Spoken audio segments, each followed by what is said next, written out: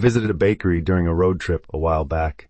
I don't remember exactly where we were or how long ago it was. The mind is a funny thing. You don't think about a particular memory for a long time, and then all of a sudden it makes its way to the surface from deep in the recesses of your memory bank. In a flash, you can see the entire scene in your mind's eye as if the whole thing just happened yesterday. I remember walking into the bakery and seeing that there was a little break room off to the left of the front door. The break room door had a window that you could look into, and when I looked in, I saw 6 women sitting around a small table eating lunch together. They were all wearing white aprons and black pants, and their white aprons were dusted with off-white colored flour. 2 had gray and black, salt and pepper hair. 1 was blonde, 1 had dyed her hair red-orange, and then there were 2 with nice, thick brown hair. Despite the differences in color and style, each had their hair flattened and made wild and stringy by those tall baker's hats that bakers wear. While they ate, each left their white baker's hat in the middle of the table. The owner greeted us when we walked in. He was a tall, portly man with a Mediterranean accent and a thick black mustache. The bakery smelled wonderful, like fresh-baked bread. There was a long glass case with a wide selection of pastries, sweet and savory, and behind the counter there were swinging double doors that led back into the kitchen. The place was packed, and there was a rumbling ambient noise of people chatting, coffee cups knocking on wooden tables, cutlery clanking, and Frank Sinatra crooning softly on the sound system. "Hello, my friends. Take a seat anywhere and order at the register," said the owner. I didn't realize that he was the owner at first. I found out a couple of minutes later. I nodded and we turned right down an aisle towards an unoccupied booth. That's when I heard him knocking on the break room door.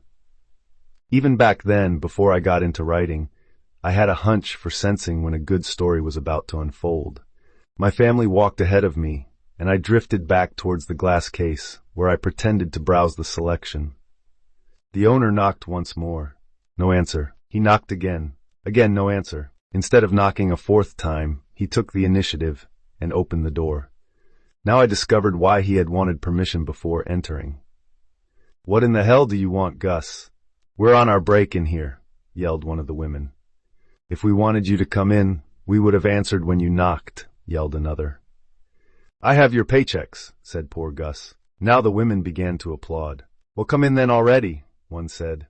A few moments later, after enough time had elapsed for the checks to be distributed, one of the women sent old Gus on his way. "We're still on our break, Gus." "Scram!" Gus came out looking both beleaguered and contented. He closed the door behind him. To me, he looked as if he had spotted something good in that little room, despite the rough treatment. He walked up next to me near the glass case. "Any questions?" he asked. "Just looking," I said. We stood next to each other in silence for a few moments. He was lost in thought, and I was watching him. "That's a pretty tough crowd in there," I said. "You don't know the half. 5 of them have been together for more than 10 years. "I'm the owner, but they are the real bosses here," said Gus. "Are they a good team?" I asked. "Unbelievable team. The hardest working group of women. Amazing bakers. They make everything you see in the case. All of these customers are here because of them. It's not because of me, believe me. It looked like you were smiling when you came out, even after all the yelling," I said. "You saw that? I'll tell you why. Something good is happening in there." "What is it?" "They are a great team, but they are overworked. None of them can go on vacation because we're packed all the time. I try to hire new bakers to help them, but these women chew each one up and spit them out. Nobody can live up to their standards. You said 5 of them have been together for 10 years. "I saw 6 at the table when I walked in," I said. "That's right. I think they finally found somebody they like," said Gus. "Why do you think that?" "Because she's been in there eating with them every single day this week."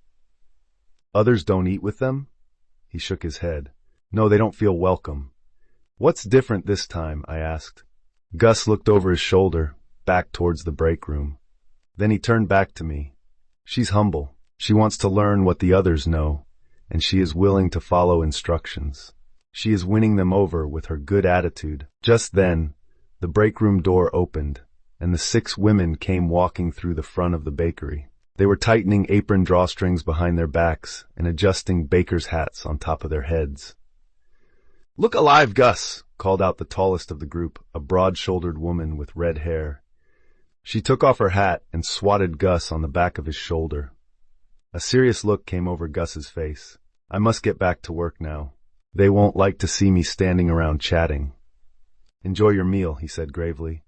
The women walked single file through the swinging double doors behind the counter, back into the kitchen. Gus began to bus tables. I made my way back over to my family and we enjoyed a very fine meal.